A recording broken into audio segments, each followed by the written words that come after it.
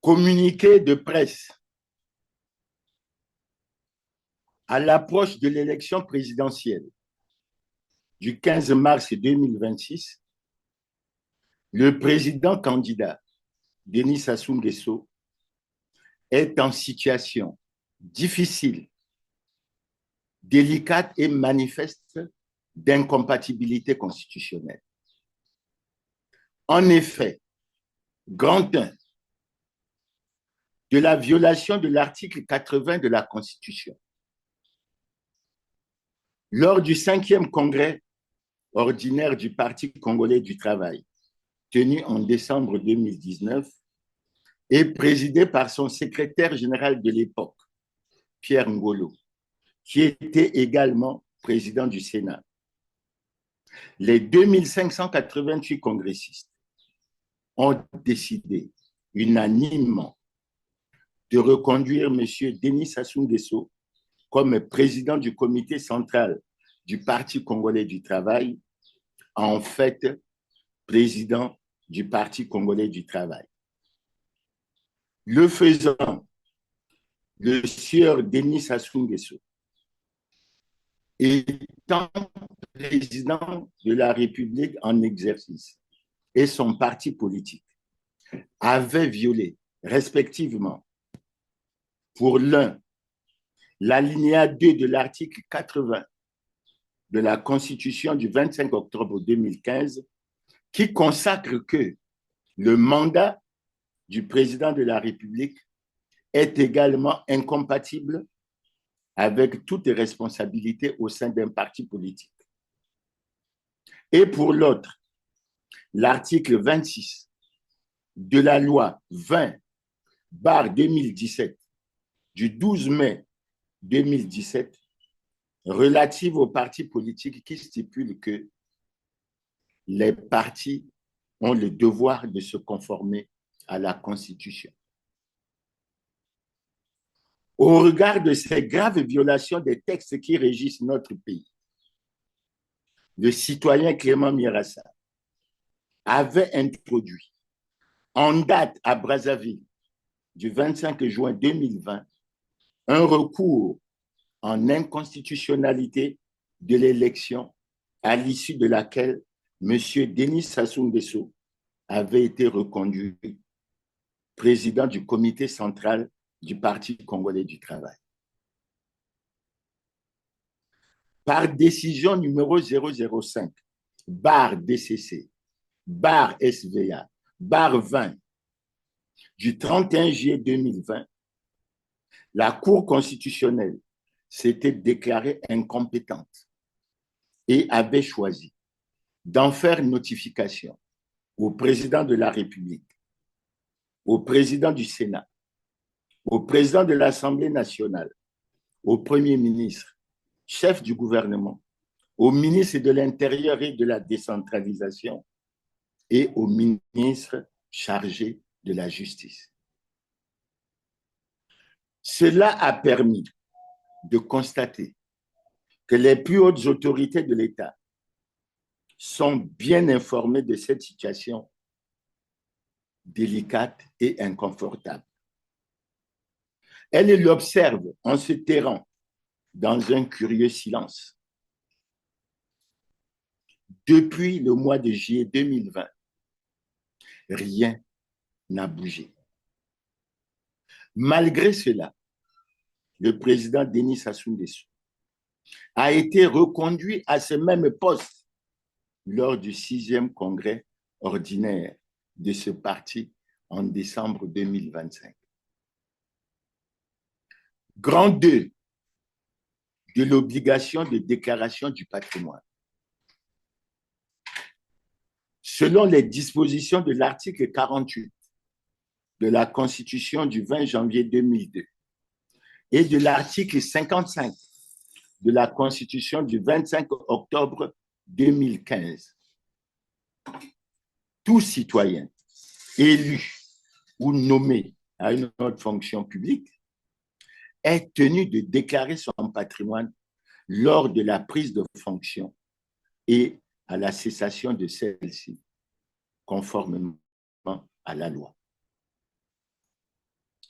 L'article 2 de la loi 4/2019 du 7 février 2019 relative à l'obligation de déclaration de patrimoine par les citoyens élus ou nommés à une autre fonction publique détermine les fonctions soumises à la dite obligation. Dans cette liste, le président de la République figure en tête. L'article 12 de cette même loi a prévu des sanctions pour tout citoyen élu ou nommé à une autre fonction publique concerné n'ayant pas fait de déclaration de patrimoine ou ayant fait une fausse déclaration de patrimoine ou dissimulé tout ou une partie de son patrimoine au moment de la déclaration initiale ou de la cessation de fonction. Le président de la République, sous l'empire duquel ces textes s'appliquent, n'a jamais fait de déclaration de patrimoine, et ce, depuis l'entrée en vigueur de la Constitution du 20 janvier 2002, c'est-à-dire depuis plus de 24 ans. Il ne l'a pas fait en 2002, en 2009, en 2016 et en 2021. Cela se vérifie très facilement à travers l'article 10 du décret numéro 2019/320 du 12 novembre 2019 fixant les modalités d'application de la loi relative à l'obligation de déclaration de patrimoine ci-dessus cité, qui dispose que la Cour suprême transmet au déclarant copie du récépissé de déclaration de patrimoine.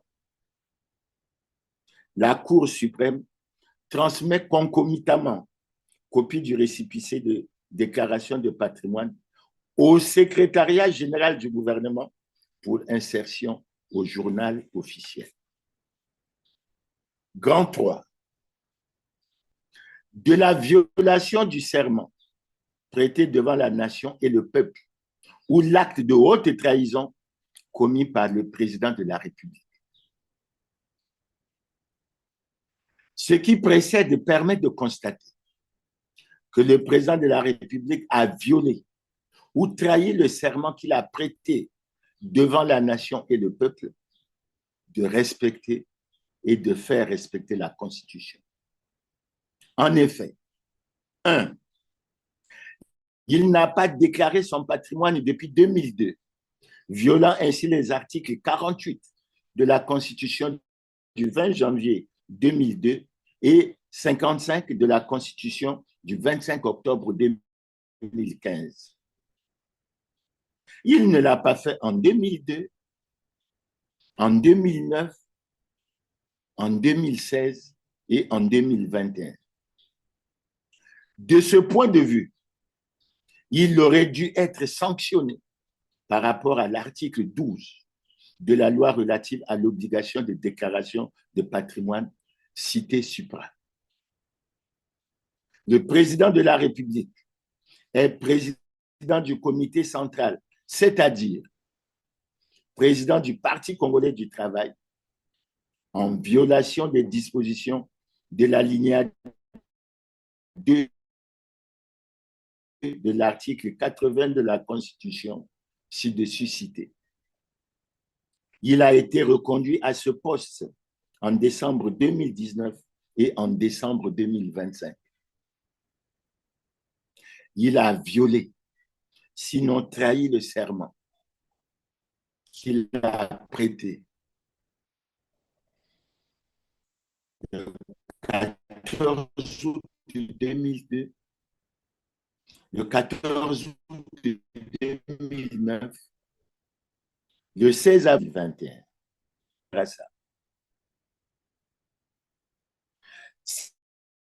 C'est en se basant sur ces éléments que le citoyen Clément Mierassa a de nouveau introduit le cadre constitutionnel une requête aux fins d'interprétation de l'article 95, alinéa 2 de la Constitution du 25 octobre 2015 par rapport aux violations répétées du serment par le président de la République. Dans ce cadre, le citoyen Clément Mierassa, après avoir motivé sa démarche, a demandé à la Cour constitutionnelle 1. De déclarer recevable en la forme le recours et de se déclarer compétente. 2. Au fond, petit a, qu'elle dise que M. Denis Sassou Nguesso a commis une faute grave ou une haute trahison en exerçant une fonction incompatible à son mandat de président de la République. Petit b, qu'elle dise que ce dernier a commis une faute grave ou une haute trahison pour n'avoir pas obtempéré à l'obligation de déclaration du patrimoine en tant que citoyen élu à une haute fonction publique. 5. Décision de la Cour constitutionnelle. Par la décision numéro 003, barre DCC, barre SVA, barre 26, du 6 février 2026, la Cour constitutionnelle a refusé de recevoir le recours sous prétexte de défaut de qualité du requérant. Elle se fonde pour cela sur l'article 36 de la loi organique numéro 28/2018 du 7 août 2018 portant organisation et fonctionnement de la Cour constitutionnelle telle que modifiée et complétée par la loi organique numéro 57/2020 du 18 novembre 2020, selon lequel la Cour constitutionnelle peut être saisie pour interprétation des dispositions constitutionnelles par le président de la République, le président du Sénat, le président de l'Assemblée nationale ou le Premier ministre, chef du gouvernement. Elle a choisi d'en faire notification, entre autres, au président de la République, au président du Sénat, au président de l'Assemblée nationale, au Premier ministre, chef du gouvernement, au ministre d'État, ministre des Affaires foncières et du domaine public, chargé des relations avec le Parlement, au garde des Sceaux, ministre de la Justice, des Droits humains et de la promotion des peuples autochtones, au ministre de l'Intérieur et de la décentralisation. 6.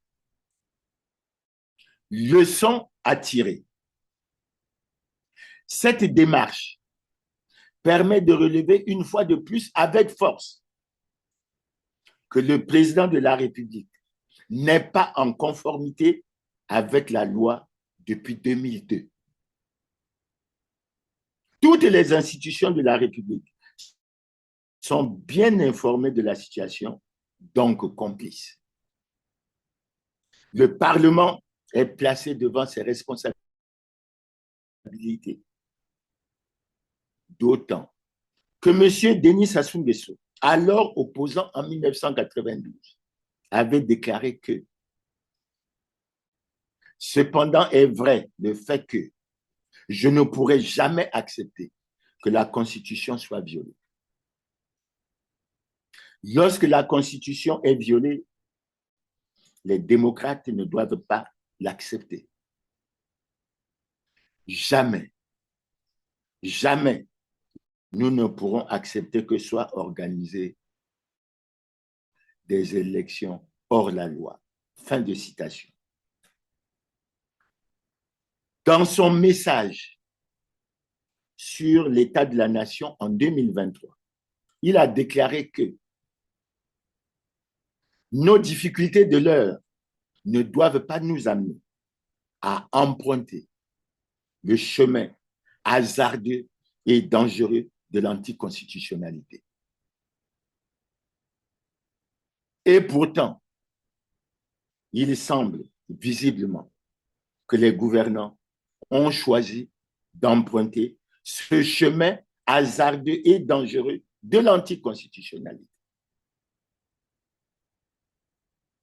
Nous appelons le peuple congolais à la vigilance, car la démocratie et l'état de droit sont en péril imminent. Fait à Brazzaville le 18 février 2026, le citoyen Clément Nyarassa.